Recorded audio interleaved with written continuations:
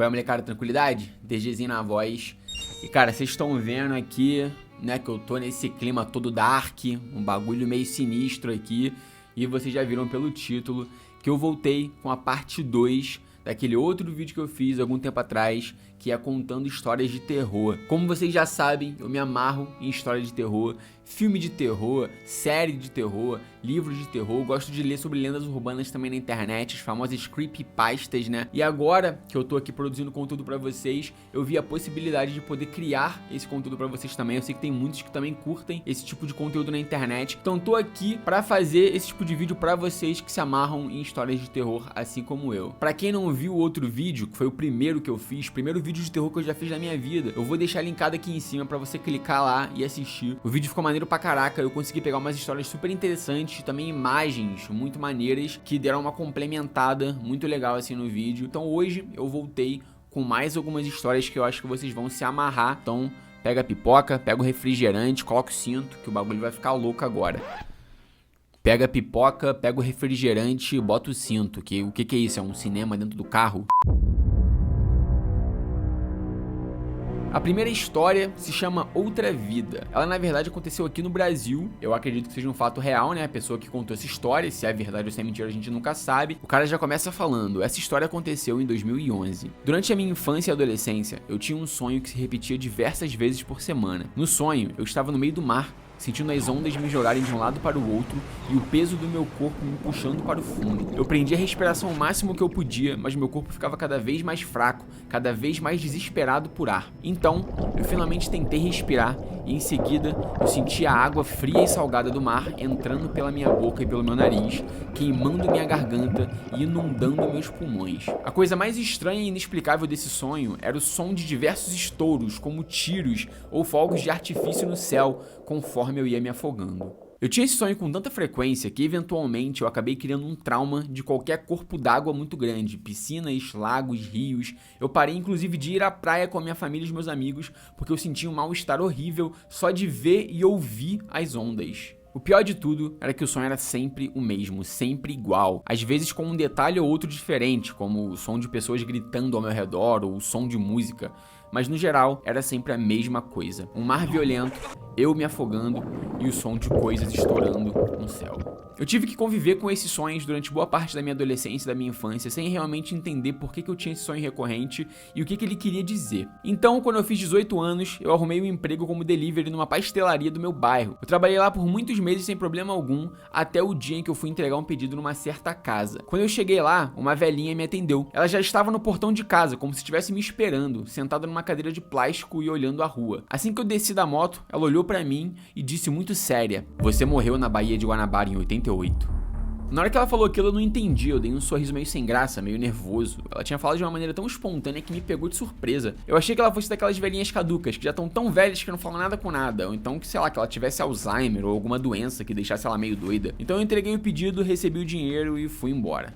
Durante as próximas horas de trabalho eu tentei esquecer aquilo, mas eu não conseguia. A frase dela ficava ecoando na minha cabeça conforme eu pilotava minha moto pelo bairro. Você morreu na Baía de Guanabara em 88. Você morreu na Baía de Guanabara em 88. Mais tarde, quando eu cheguei em casa depois do trabalho, já era mais de meia-noite, mas eu ainda não tinha conseguido tirar a frase da velhinha da minha cabeça. Então eu decidi sentar no meu computador e pesquisar sobre isso no Google. Foi aí que eu senti meu coração quase parar. Eu pesquisei sobre acidentes, mortes, assassinatos, qualquer coisa do tipo que tinha acontecido no Rio de Janeiro, mais especificamente na Baía de Guanabara, no ano de 88. E foi aí que eu descobri que no Réveillon de 1988 para 89, uma embarcação chamada Bateau Mouche afundou justamente na Baía de Guanabara e que 55 pessoas morreram. A barca, pelo que eu li nas notícias, estava com diversas irregularidades, inclusive carregava o dobro de passageiros permitidos, e as ondas violentas do mar da Baía de Guanabara, somado aos problemas do navio, acabaram resultando nesse acidente completamente trágico. E o pior de tudo, que me fez arrepiar quando eu li, foi que a barca afundou justamente no Réveillon, durante a queima de fogos.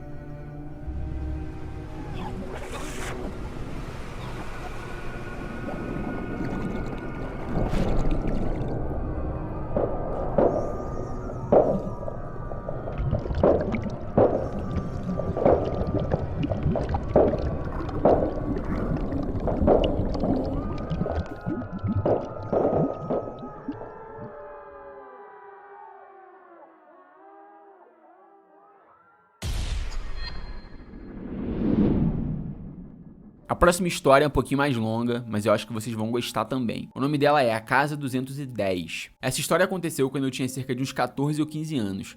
Foi durante as férias de verão, mais ou menos em meados de julho, em uma cidade que eu prefiro não falar o nome, no interior do Colorado. Nós éramos um grupo de 4 amigos e durante as férias a gente sempre estava procurando coisas novas para fazer.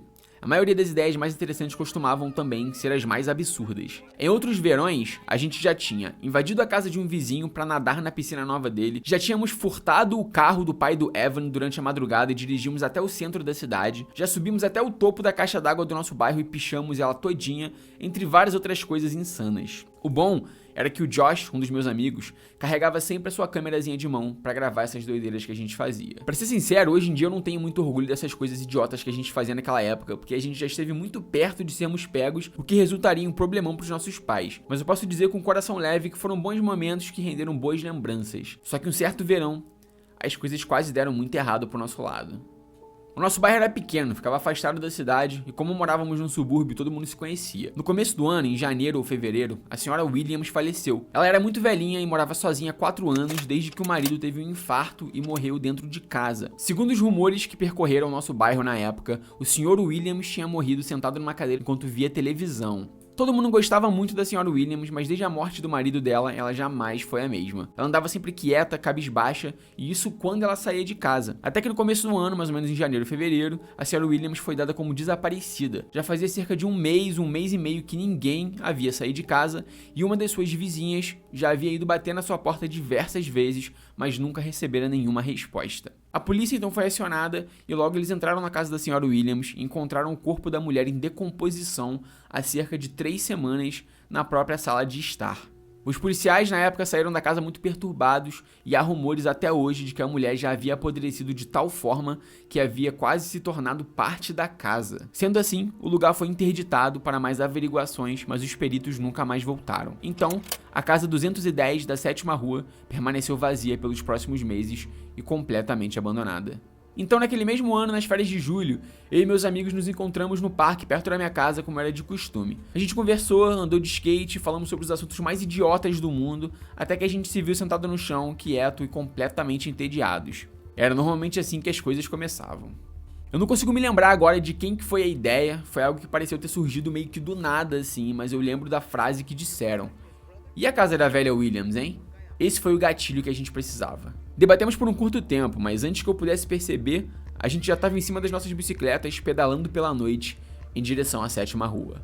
Quando chegamos em frente à casa 210, ela parecia normal, como todas as outras ao seu redor, só que um pouco mais descuidada.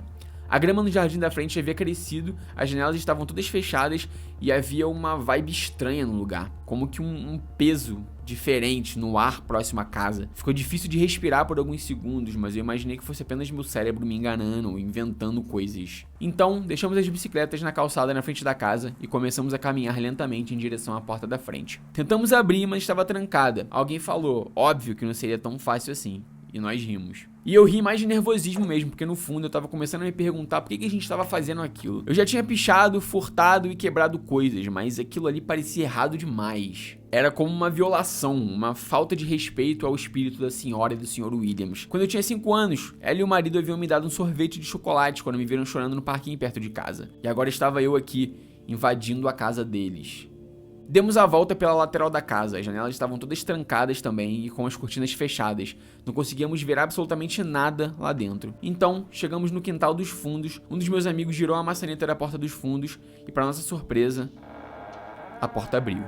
A casa estava bastante arrumada, só que estava completamente escura. Tentamos acender as luzes, mas não estavam funcionando. De todo jeito, seria uma ideia completamente idiota porque chamaria a atenção dos vizinhos. Assim que entramos, algo me deixou desconfortável. Foram várias sensações ao mesmo tempo e uma mais difícil de explicar do que a outra. Primeiro, a temperatura baixou, ficou frio de repente e eu cheguei a sentir os meus pelos arrepiarem. Segundo, o ar da casa se tornou denso, pesado, como que num dia úmido onde é difícil respirar. E terceiro, eu sentia que a gente não estava sozinho.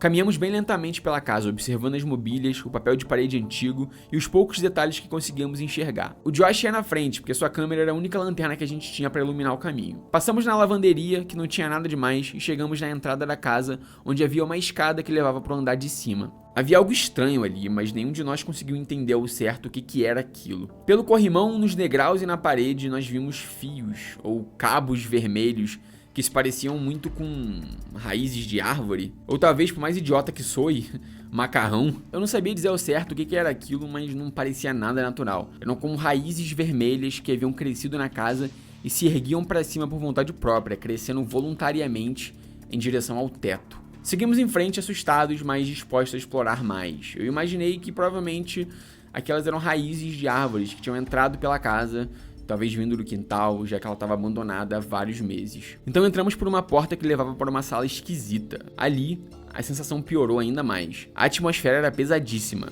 Havia estantes, prateleiras e mesas. Nada demais a princípio, até que o Josh iluminou o centro do cômodo, onde encontramos 2 estátuas. Mas não eram estátuas realistas, esculpidas em mármore nem nada do tipo. Eram feitas do mesmo material, as mesmas raízes que a gente tinha encontrado na escada no cômodo anterior. As estátuas estavam de pé, de costas para nós, e pareciam 2 pessoas, uma mais alta que a outra. Talvez crianças? Exploramos o cômodo um pouco mais, e não muito longe daquelas estátuas encontramos uma cadeira antiga. Nela, havia outra estátua. Essa, dessa vez, estava sentada e se parecia muito mais com um ser humano do que as outras. Possuía cabeça, ombros, braços e pernas, mas havia um buraco no meio do corpo, uma abertura do peito até o estômago. O rosto da estátua era meio assustador, estava faltando a mandíbula e possuía apenas um olho, que encarava o nada. Josh iluminou a estátua para que todos nós pudéssemos enxergar melhor. Estávamos os 4 muito quietos, tentando entender o que era aquilo, de que material que era feito. Eram realmente raízes de árvore? Até que a estátua olhou para nós. Tomamos um susto e saímos correndo pela casa, desesperados. Naquele momento não havia ninguém que quisesse explorar mais. Já havíamos visto o suficiente. Conforme corríamos, um de nós esbarrou em um móvel, derrubando um vaso de vidro no chão. Ouvimos um som sinistro, amedrontador, que ecoou pela casa e me fez arrepiar inteiro. Foi aí que vimos uma sombra na janela. Uma sombra feita de tentáculos, ou raízes. Saímos em disparada, meu coração acelerado como nunca antes, a adrenalina pulsando nas minhas veias, meu estômago revirando de nervosismo. O Josh tinha desaparecido com a sua câmera e a lanterna. Eu não sabia onde estava mais ninguém, fiquei completamente perdido ali dentro da casa, e tudo que eu sabia era que alguma coisa estava ali dentro e estava nos perseguindo. Eu não faço ideia de como, mas depois do que pareceu uma eternidade, eu encontrei a porta da cozinha e me joguei pra fora no quintal, respirando o ar livre. Rodeei a casa e encontrei as nossas bicicletas jogadas na calçada, e lá eu encontrei Evan e Charlie. Eu podia ver o terror no rosto deles. Os 2 haviam conseguido sair primeiro do que eu, mas Josh não estava lá. Eles me perguntaram onde é que estava o Josh, mas eu não sabia responder, ele tinha desaparecido. Estávamos muito assustados para voltar e procurar ele dentro da casa, mas também não podíamos ir embora e abandonar ele lá. Então, Evan disse que iria até os vizinhos pedir ajuda e ligar para a polícia. Mas antes que ele se movesse, ouvimos o som de passos no gramado à nossa frente. Josh apareceu. Os olhos muito arregalados, a pele muito pálida e a câmera na mão. Depois daquela noite, a gente nunca mais voltou na casa 210, e por mais que a gente perguntasse, o Josh nunca falou pra gente o que foi exatamente que ele viu e o que foi que pegou ele lá dentro da casa. Mas quando a gente pegou a sua câmera pra assistir o que ele havia gravado no tempo que ele esteve lá dentro sozinho, nós ficamos horrorizados.